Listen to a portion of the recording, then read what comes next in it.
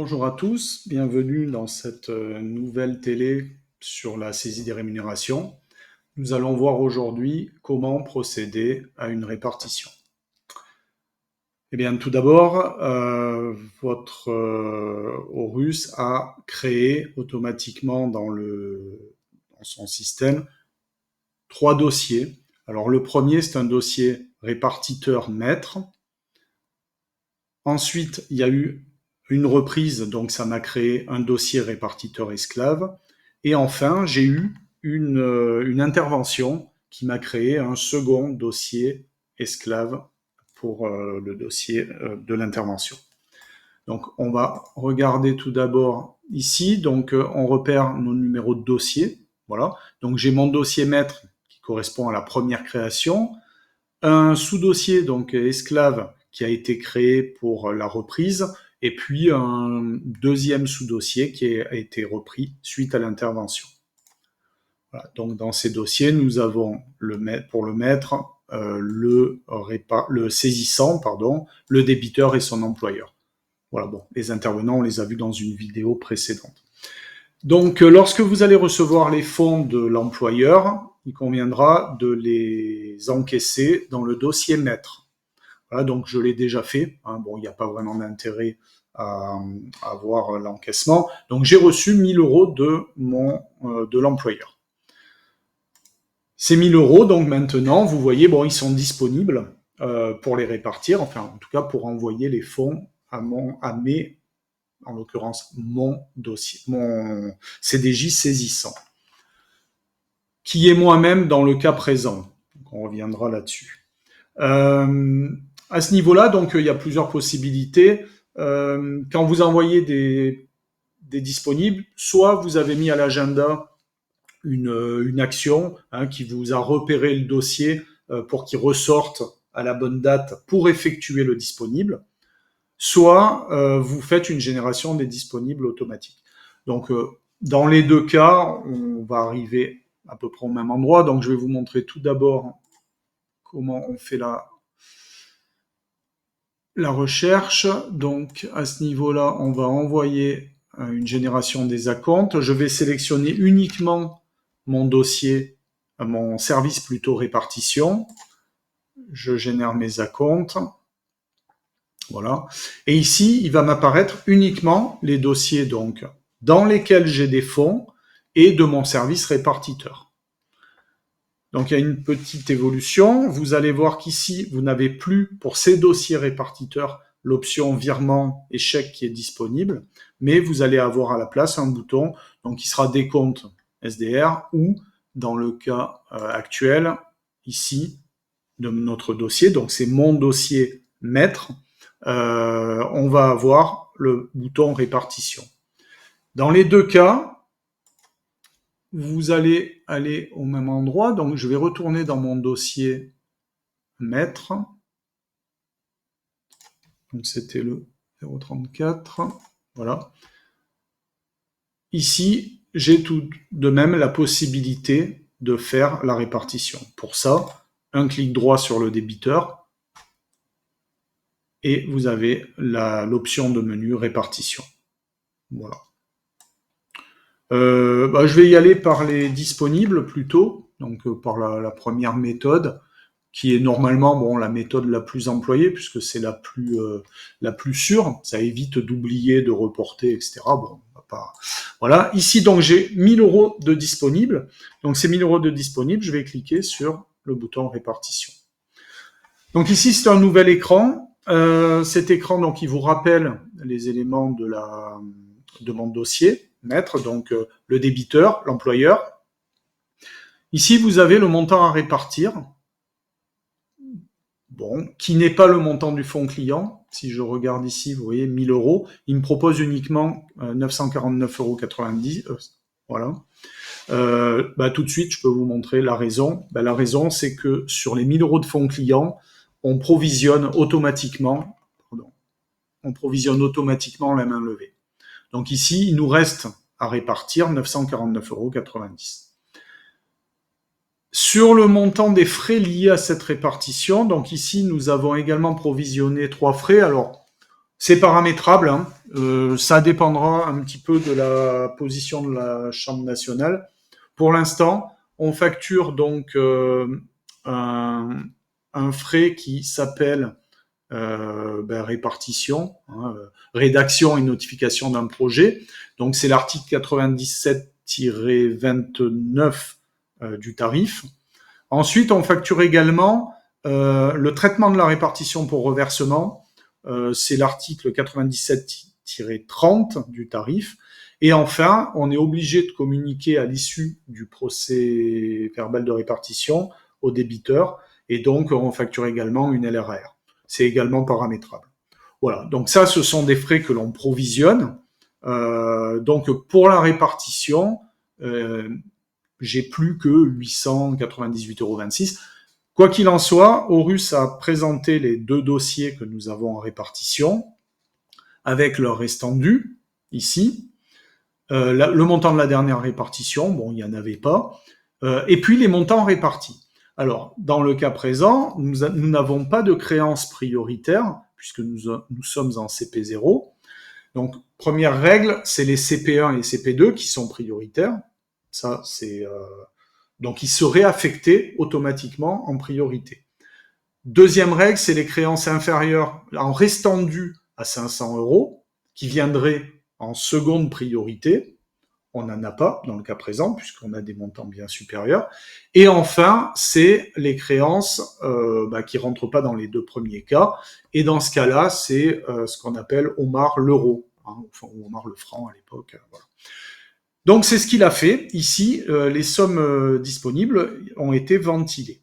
Vous avez un troisième onglet là dans cet écran qui vous rappelle un petit peu les règles, hein, les règles d'affectation. Voilà. Donc ça c'est pour mémoire. Vous avez ça en permanence à l'écran. En tout cas, Horus a fait cette répartition. Si vous êtes d'accord, vous allez envoyer cette proposition de répartition à vos CDJ saisissants. Dans le cas contraire, vous pouvez éventuellement les modifier en respectant, en théorie, il n'y a pas à modifier puisque la règle de répartition a été appliquée par Horus. À ce niveau-là, donc, je vais valider, je vais envoyer mon projet d'état de répartition, ici, donc il y a un message de confirmation, je l'envoie, il génère ce fameux état de répartition, et il vous annonce que l'état a été généré et que vous pouvez l'envoyer à vos CDJ saisissants par flux EDI. Donc, je vais faire OK. Mon projet est automatiquement passé dans l'historique des projets. Vous voyez que c'est un projet, qu'il a été créé aujourd'hui, qu'il n'a pas encore été envoyé, qu'il n'est pas validé, qu'il n'est pas contesté. Voilà. Donc, on va sortir de cet écran. Et puis, je vais procéder à l'envoi. Pour mettre à jour, voilà, donc SDR, je fais une émission.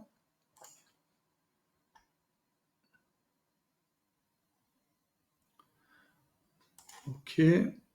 Alors, dans le cas présent, je suis le CDJ saisissant, donc je vais le recevoir dans mes dossiers saisissants, le projet de répartition. Voilà, donc ici, je fais une première réception.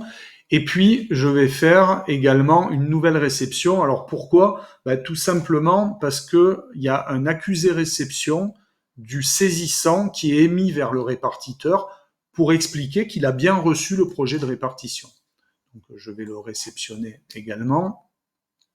Voilà. Maintenant, lorsque je vais retourner dans mon dossier... Alors, je vais aller dans un des dossiers saisissants pour vous montrer ce qui est arrivé.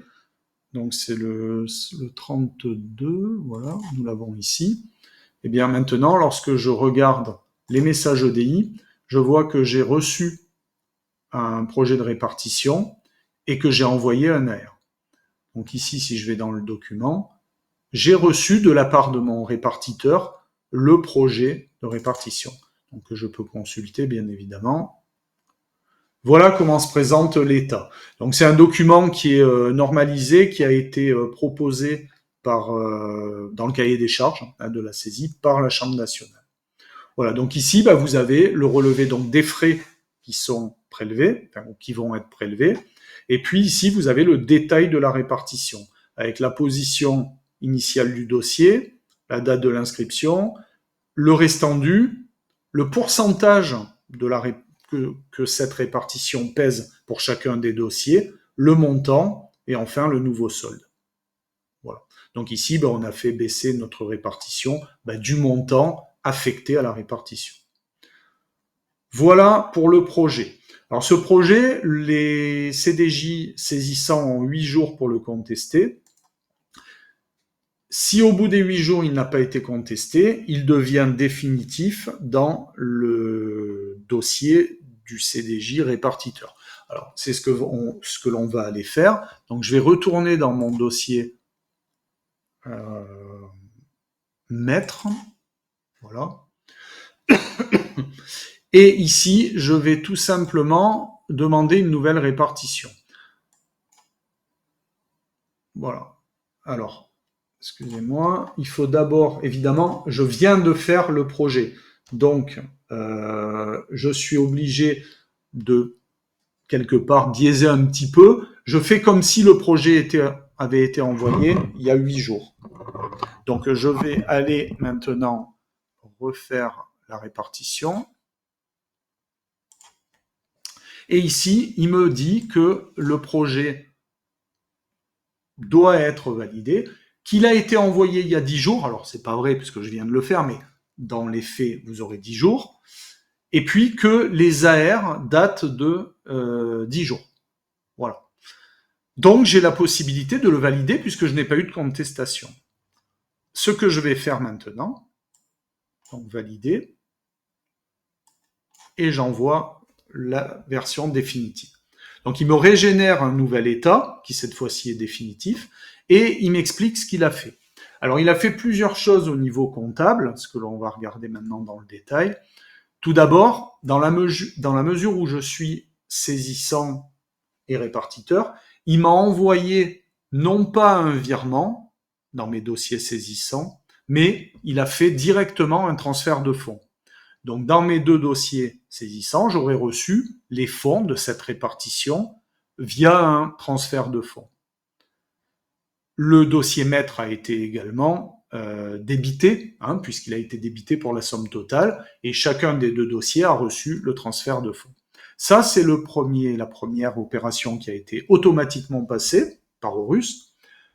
Seconde opération qui est passée, c'est un règlement direct qui a été enregistré dans chacun des 2 dossiers répartiteurs esclaves. Alors pourquoi ? C'est tout simplement pour que le restant dû du débiteur dans mes dossiers esclaves soit juste. Puisque là, j'ai débité comptablement le dossier maître, répartiteur, pour créditer mes dossiers saisissants. Par contre, mes 2 dossiers esclaves sont restés en l'état. Donc, on passe un règlement direct, pardon. On passe un règlement direct dans chacun des 2 dossiers. Voilà. Et enfin, on facture automatiquement le document de frais auquel vous avez droit. Et on facture également le document donc les 97,29 et le 97,30 dans notre cas de figure. Et en parallèle de ça, on programme en prise de décision l'information au débiteur, puisque en tant que répartiteur, je suis tenu d'informer mon débiteur de la répartition définitive. Donc c'est au moment de la répartition définitive et pas au moment du projet que j'informe mon débiteur. Par contre, mes saisissants sont informés à la fois à l'émission du projet et à la fois à l'émission du définitif. Voilà, donc il me repropose de faire les échanges dits. Voilà pour la répartition en elle-même. Alors, on va aller voir que dans notre dossier maître, on a gardé le projet et l'état définitif. Alors, je peux vous le montrer, c'est exactement le même, mais sauf qu'il est indiqué état de répartition définitif, et vous avez exactement la même répartition. Voilà. On peut aller voir également, on peut aller voir un esclave, un dossier esclave, alors on va aller en voir un au hasard, dossier esclave qui, comme je vous l'ai dit, a eu un règlement direct qui a permis de mettre à jour le solde du débiteur. Voilà. Et la dernière chose, on va émettre les flux EDI vers mes deux dossiers saisissants. Voilà. De la même manière, quand on va les recevoir, je lance l'émission, je vais lancer la réception. De la même manière, il va y avoir en réception un envoi d'AR, comme quoi le CDJ saisissant a bien reçu le projet définitif. Voilà, donc je fais mes deux réceptions.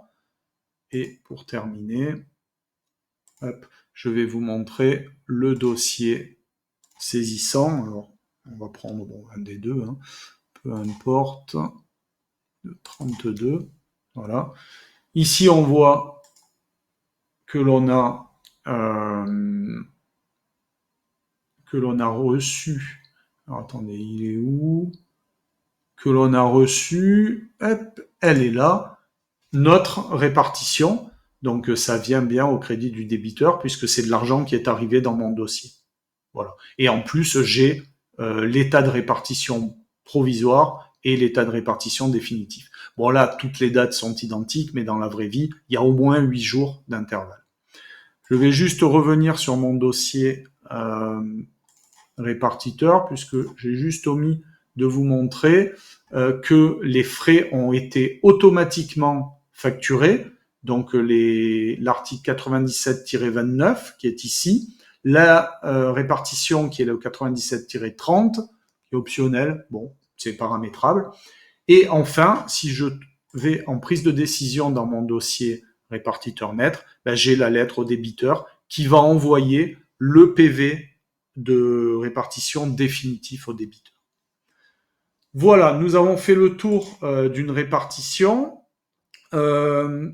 Dernière chose qu'il faut savoir, c'est que dans le cas d'un dossier répartiteur monocréancier, ce n'est pas un projet de répartition qui est envoyé puis au bout de 8 jours un état définitif, c'est ce que l'on appelle un décompte de frais qui lui ne donne pas droit à l'émolument de répartition, le 97-29, mais donne uniquement droit au 97-30, donc qui est facturé de la même manière, et qui n'est pas envoyé au débiteur.